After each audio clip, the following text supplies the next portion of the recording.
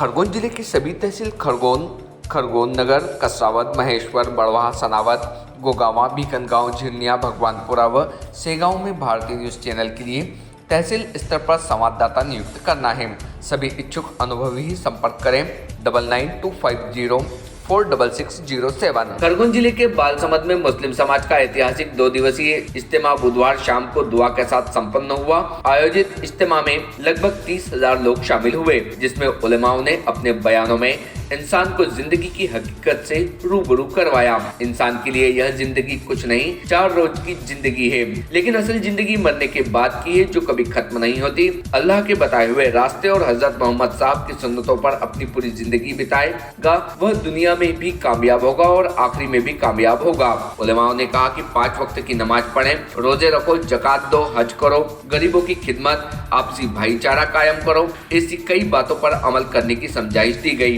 इस मौके पर शाम के वक्त एक साथ अल्लाह के सामने हजारों हाथ दुआओं के लिए उठे और मुल्क के साथ ही जिले में आपसी भाईचारा, अमनो अमान और खुशहाली की दुआएं की गई।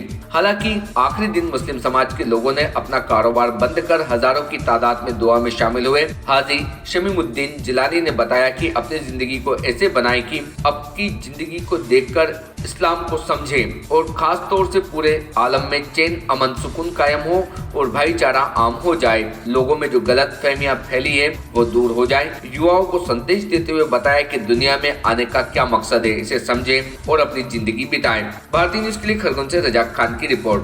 इसके अंदर जो है महाराष्ट्र के जिम्मेदार हजरत आए हुए हैं।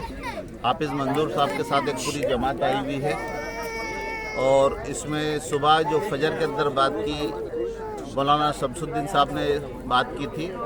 जोहर के अंदर जो है दिल्ली निज़ामुद्दीन से आए हुए मौलवी यूसुफ साहब ने बात की और जोहर के अंदर ही बड़े पंडाल के अंदर जो है मुफ्ती इलियास साहब ने बात की और असर के अंदर जो है भोपाल से आए हुए हमारे हफीज़ इकबाल साहब ने बात की और अभी मगरिब के अंदर मौलाना यूसुफ साहब अभी बात कर रहे हैं। अभी उनका प्रोग्राम चल रहा है और आज मजमा भी काफ़ी बड़ा मजमा हो गया, करीब 30,000 की नफरी हो गई है मजमे में लगभग।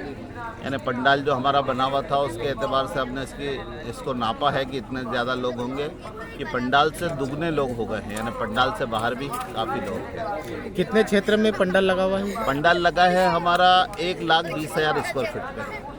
कितनी पब्लिक, कितने मुस्लिम जन होंगे? यानी पूरी पब्लिक 30,000 के करीब, लगभग 30,000 के लगभग। इसमें मुस्लिम समाज जनों को क्या हिदायत दी जा रही है? तो खास तौर से हिदायत दी जा रही है कि अपनी ज़िंदगी को ऐसी बनाएं कि आपकी ज़िंदगी देखकर इस्लाम को लोग समझें और ख़ास तौर से पूरे आलम में चैन, अमन, सुकून कायम हो और भाईचारा एक आम हो जाए, भाईचारे की बात एक आम हो जाए। लोगों में जो गलत फहमियाँ फैली हुई है उसको ख़त्म किया जाए। इस्लाम के प्रति लोगों के दिल के अंदर जो बातें हैं, जो गलत फहमी है, उसको दूर किया जाए और तमाम मुसलमानों के लिए ख़ास तौर से फ़र्ज़ है कि वो जो है अपनी ज़िंदगी को ऐसी बनाएं कि उनकी ज़िंदगी सही रहेगी तो सारे आलम के अंदर खैर वजूद में आएगी। मुस्लिम समाज जनों को क्या संदेश देना चाहते हो युवाओं को? ख़ास तौर से युवाओं को ये संदेश दिया जा रहा है कि वो असल में अपने आने का, दुनिया में आने का मकसद को पहचाने कि मैं दुनिया में क्यों आया हूँ। आने का मकसद ये है कि मेरी आखिरत की ज़िंदगी बन जाए और मेरे आने से दुनिया में चैन अमन कायम हो।